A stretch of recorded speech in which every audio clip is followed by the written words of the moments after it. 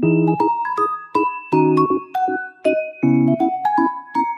guys, I'm Rika G and this is Rika G channel. Welcome back for another vlog, and before I start, please subscribe to my channel and click the notification bell below for you to be notified whenever I upload new videos. If you're new to this channel talks about lifestyle, tips, tutorials, and reviews.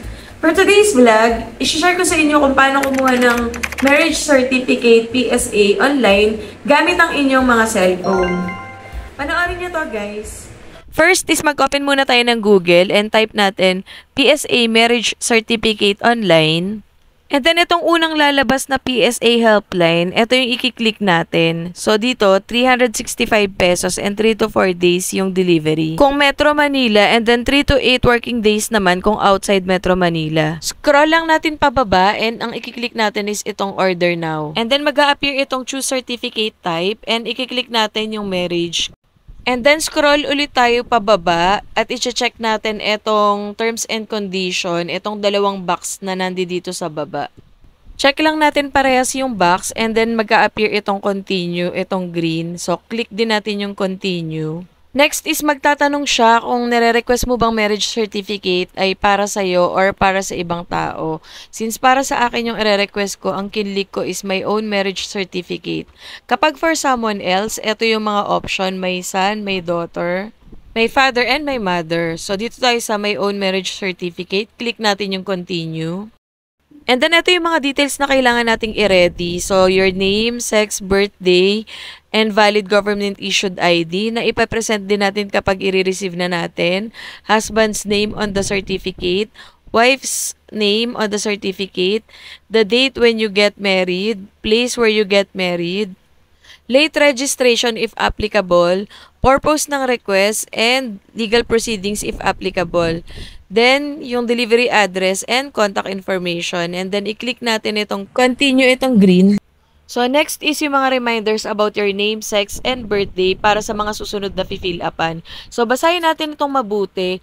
And importante na kung sino yung nakalagay dito na magre-receive, siya talaga yung magre-receive on the day ng delivery. Kasi hindi sila magpapareceive kahit may authorization letter pa kung hindi talaga yung nag-request ang kukuha.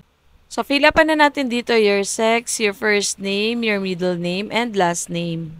Next is your birthday. So, i-input yung birthday and then after that, select ID type.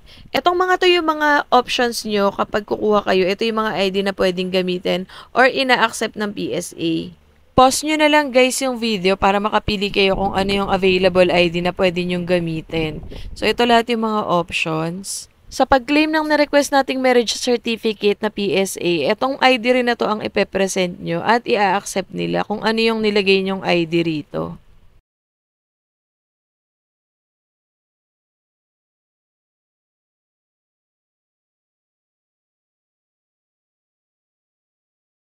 So, ayan yung mga option ID guys. And then for the spouse, mag-fill up din kayo ng name, yung complete name, and yung birthday nila. And then next is yung place of marriage. So, dito lagay lang natin yung place of marriage.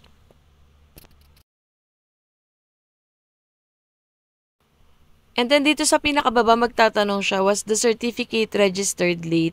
So, kung na-late registered, lagay nyo lang. Then, kung hindi naman, no. And then, yung purpose ng request. So, alin yung purpose dito, i-click nyo lang kung alin dito. And then, i-click natin ulit itong continue sa pinakababa na green. Kung wala naman dito yung reason, pwede nating i-click yung others and ilagay natin yung reason. Pero up to 30 characters lang yung kasya dito. And then kapag click natin yon, magtatanong naman siya dito kung may legal proceedings na nakapending. Kung wala, click lang natin tong none and then continue. And then itong delivery address and contact information. And then mamimili din kayo dito ng delivery option. And pwede ring pick up. So, kayo kung saan kayo mas komportable.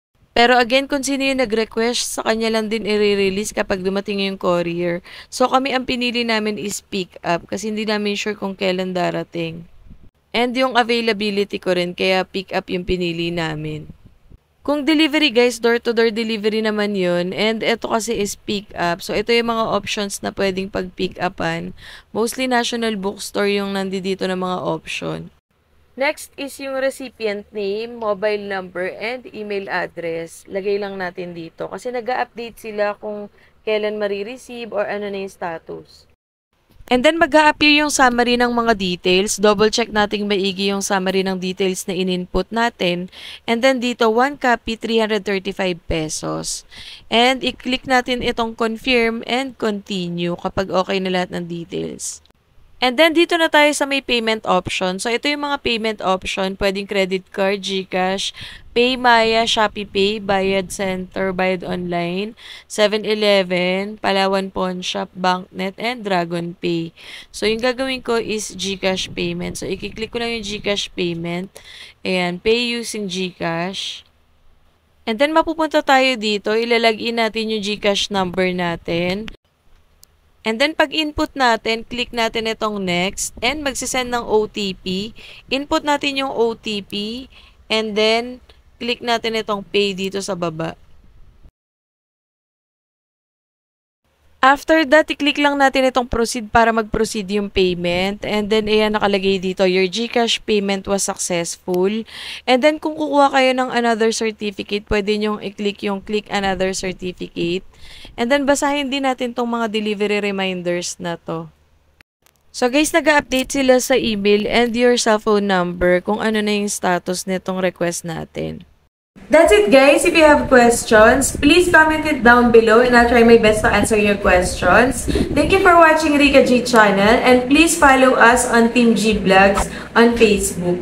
Till my next video. Bye!